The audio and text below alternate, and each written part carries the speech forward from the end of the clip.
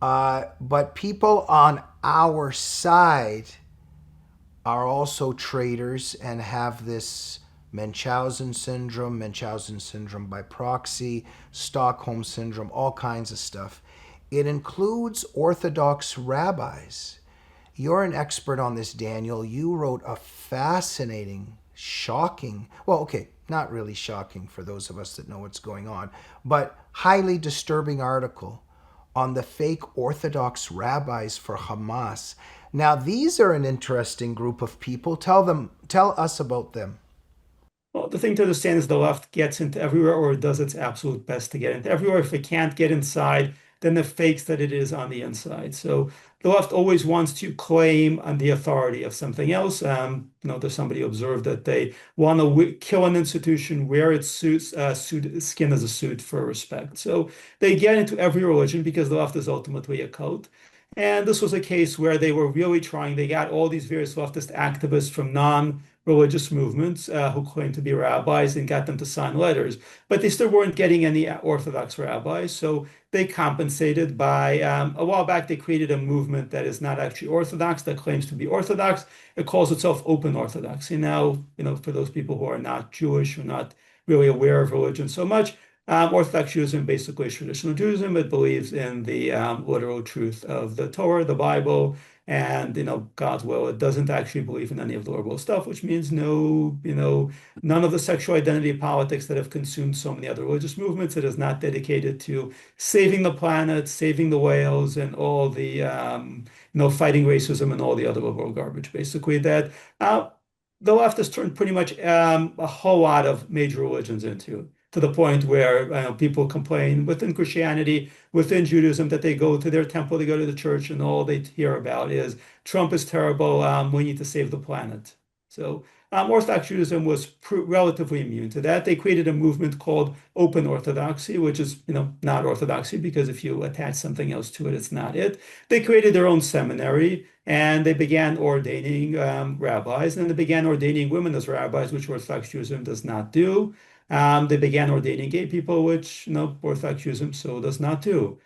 So for the most part, it's these people who also then created a social justice movement, one that attacks Israel, one, of course, that spends a lot of time advocating for the left. So they got a bunch of their people to sign on to this letter attacking Israel. And they got some people who are actually were legitimately Orthodox rabbis, and they got some people who are just freak shows to sign onto the letter. And of course, the New York Times reported, finally Orthodox Jewish rabbis are attacking Israel also. And they create this permission structure. They create this manufactured illusion of a consensus, which is what they do all the time. And whether it's global warming, whether it's foreign policy, they create a manufactured consensus by bringing together these so-called people who are leftist activists, but posture as being members of various groups.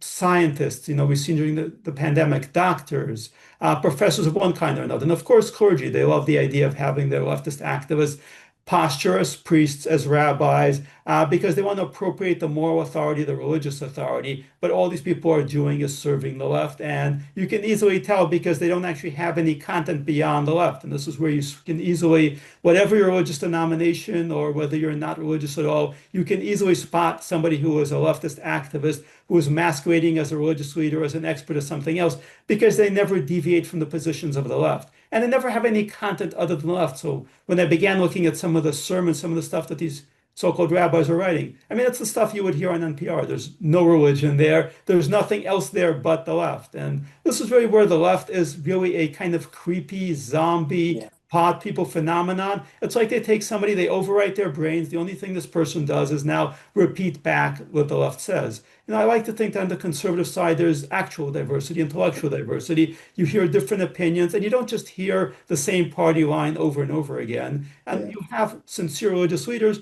Those religious leaders are not constantly talking about politics. In some cases, they need to take a position on politics. But for the most part, they're actually talking about religion. They're talking about our relationship with God. They're talking about what God wants from us and what we are meant to do in the world. And with these people, it's just NPR nonstop.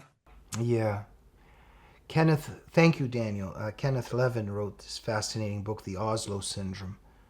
It's just fascinating. It's so the leftist Jews that had it and continue to have it. And it's what I've studied my whole life, the desire to shed oneself of one's own unwanted self. And so the fellow travelers that went to worship communism in Stalin's Russia and Maoist China, in North Vietnam and Castro's Cuba, and then many of them, their friends disappear, their friends get killed there, and they don't even inquire, ask about them. Many of them also end up getting killed. A suicidal journey.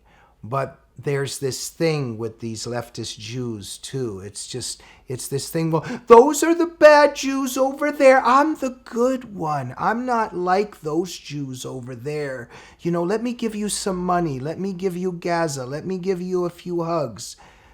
Kenneth Levin has documented this, that despite all of the evidence that you see that these people are going to kill you, the behavior of communities under siege, what you tell yourself, how you might be able to survive. That's if you even want to survive.